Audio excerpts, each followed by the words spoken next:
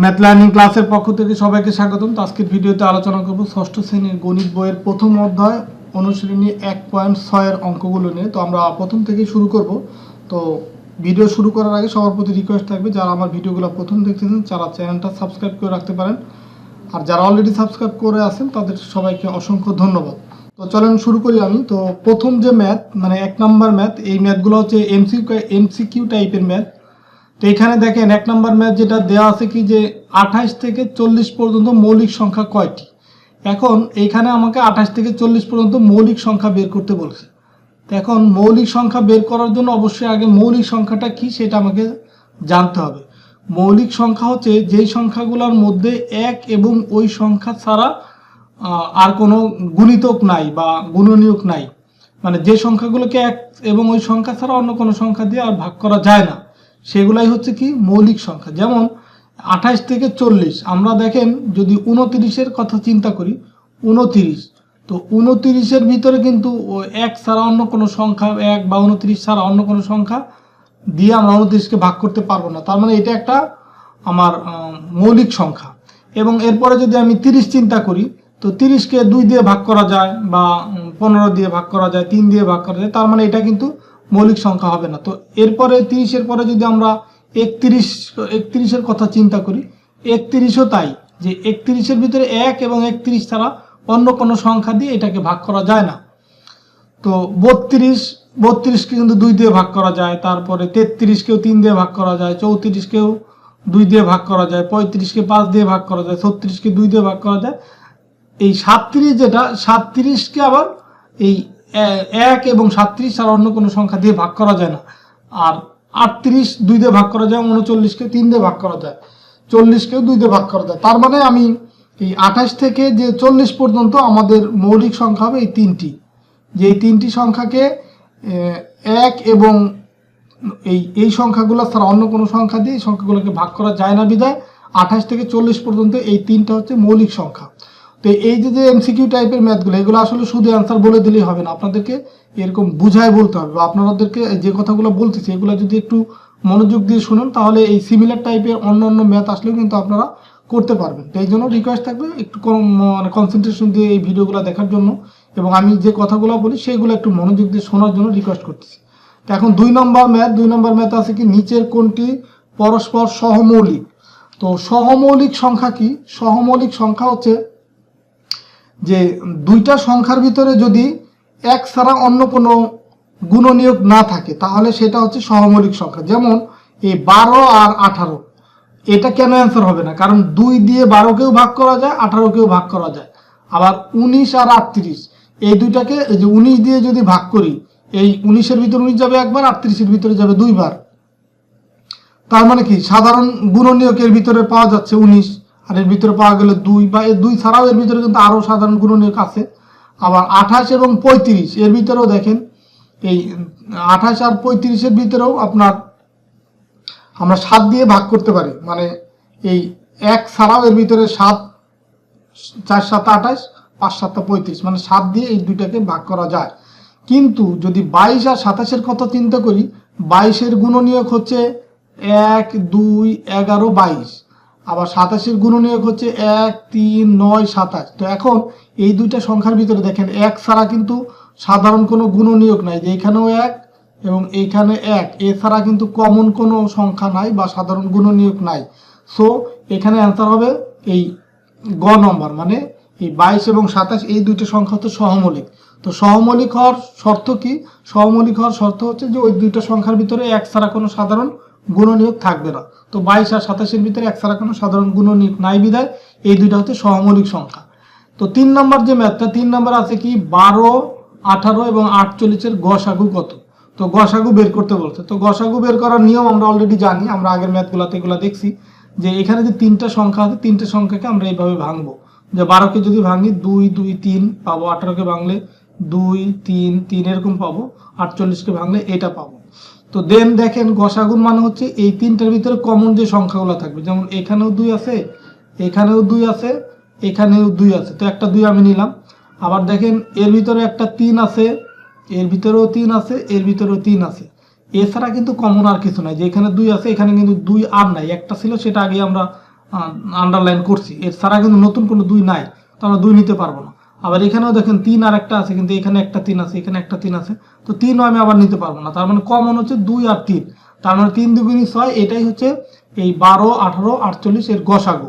তো এইটাকে আমরা আরেকটু ভিন্নভাবে আমরা একবারে সহজভাবে করতে পারি, সেটা হচ্ছে যদি আমরা 12 লিখি, 12, 18, 48।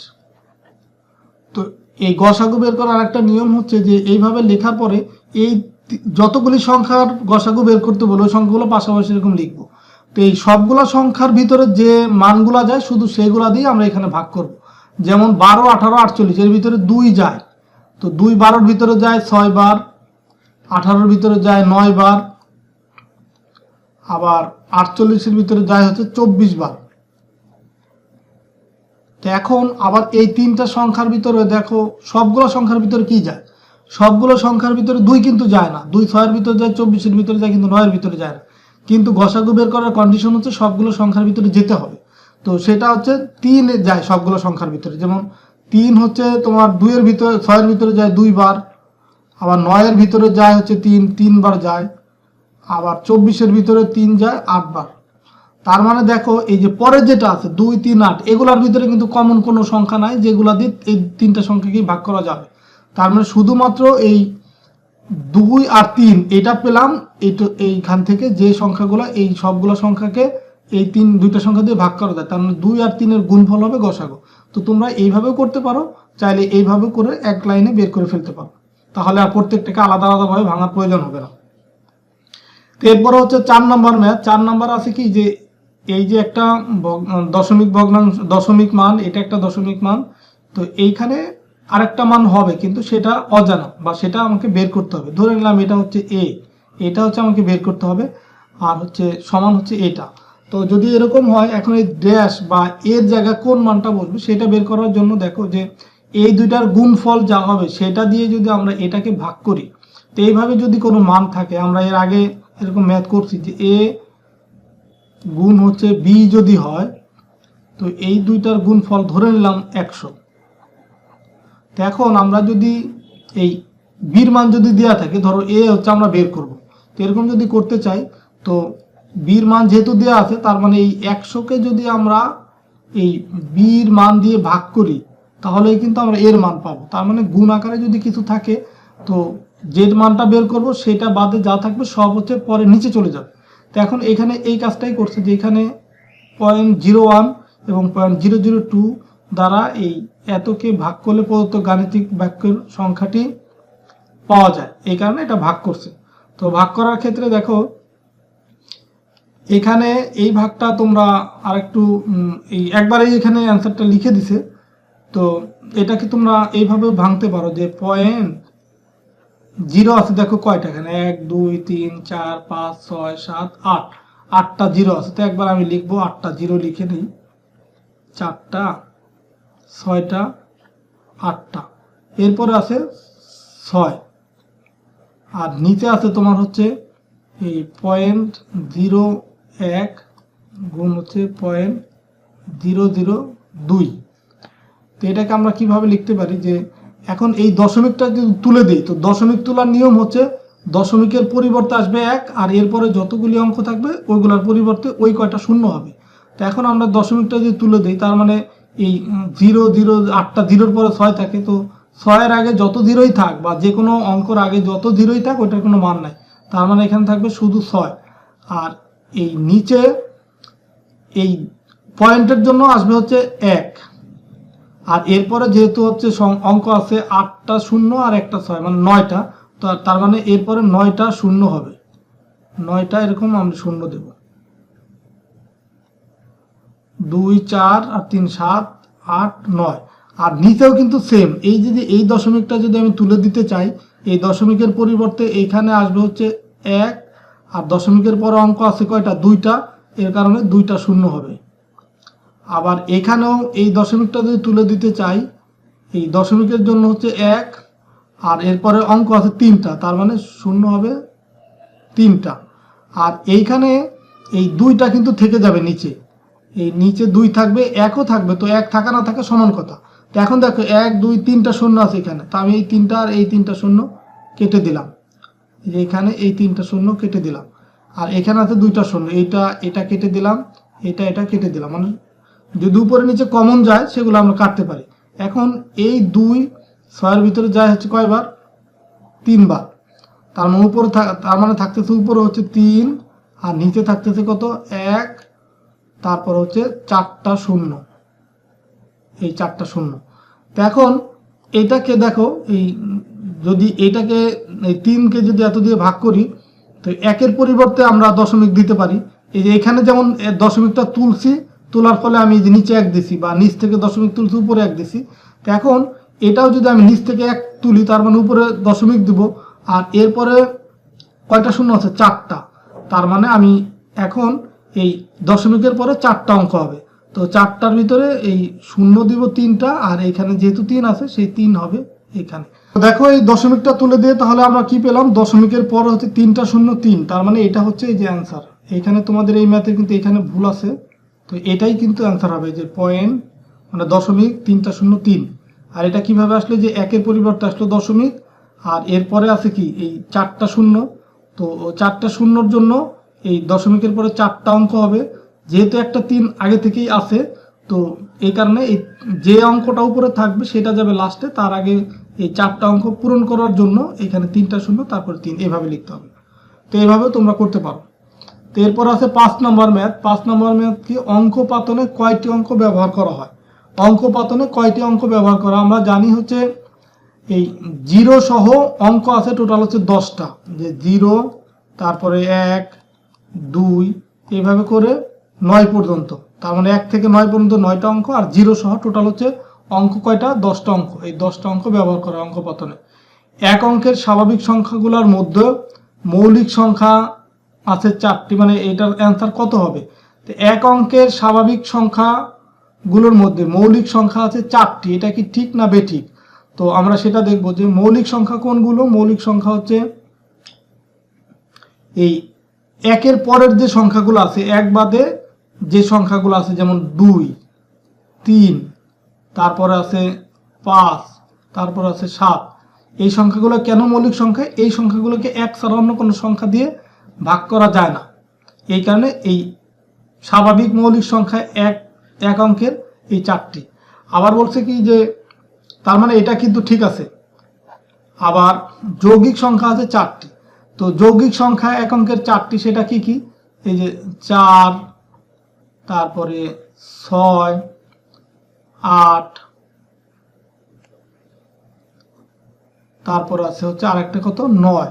যৌগিক সংখ্যা মানে কি? যে সংখ্যাগুলোকে অন্য সংখ্যা দিয়ে ভাগ করা যায়, যেমন 4-কে 2 দিয়ে ভাগ করা যায়, 6-কেও 2 দিয়ে ভাগ করা যায়, 8-কেও 2 দিয়ে ভাগ করা যায়, আবার 9-কে 3 দিয়ে ভাগ করা যায়। এই কারণে এই সংখ্যাগুলো হচ্ছে যৌগিক সংখ্যা।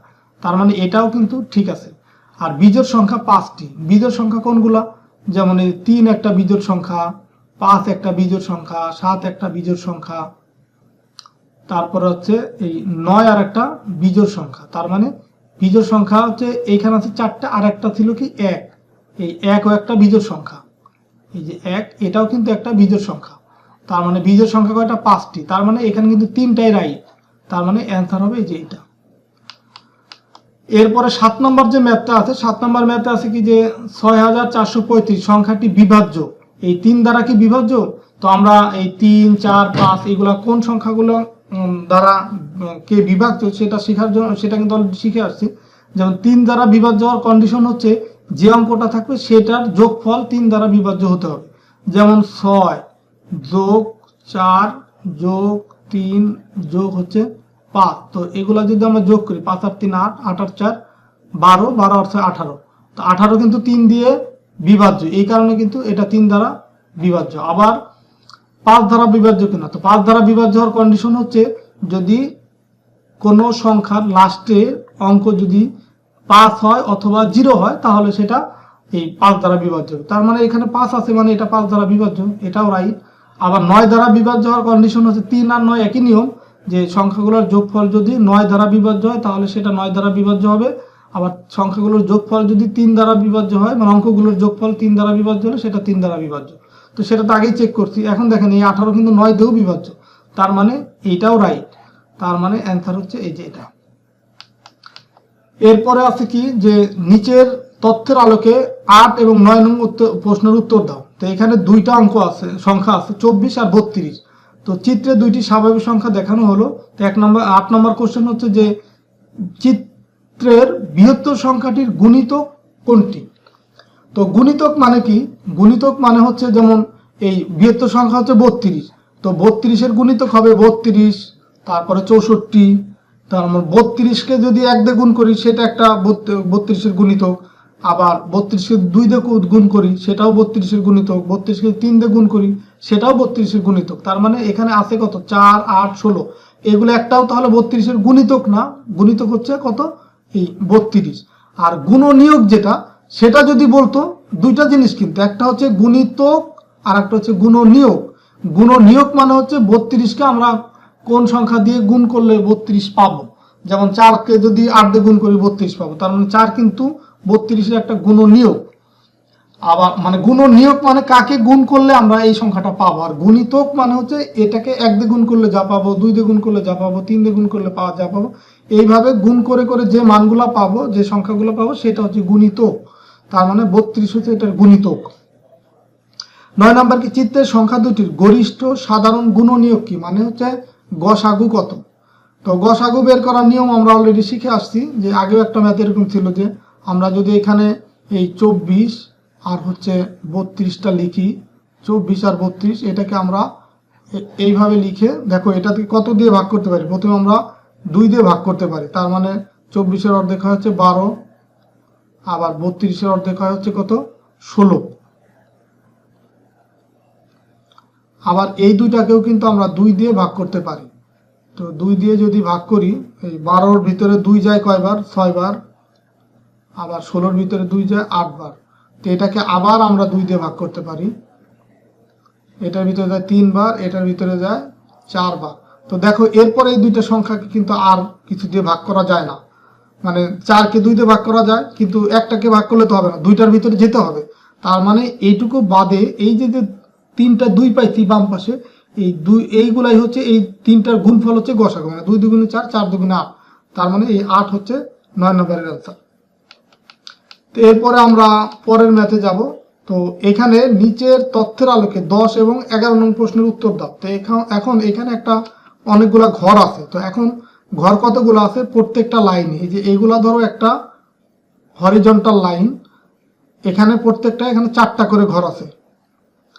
আর ভার্টিক্যাল যে লাইন, ভার্টিক্যাল লাইন এই দিক বরাবর ঘর আছে কয়টা?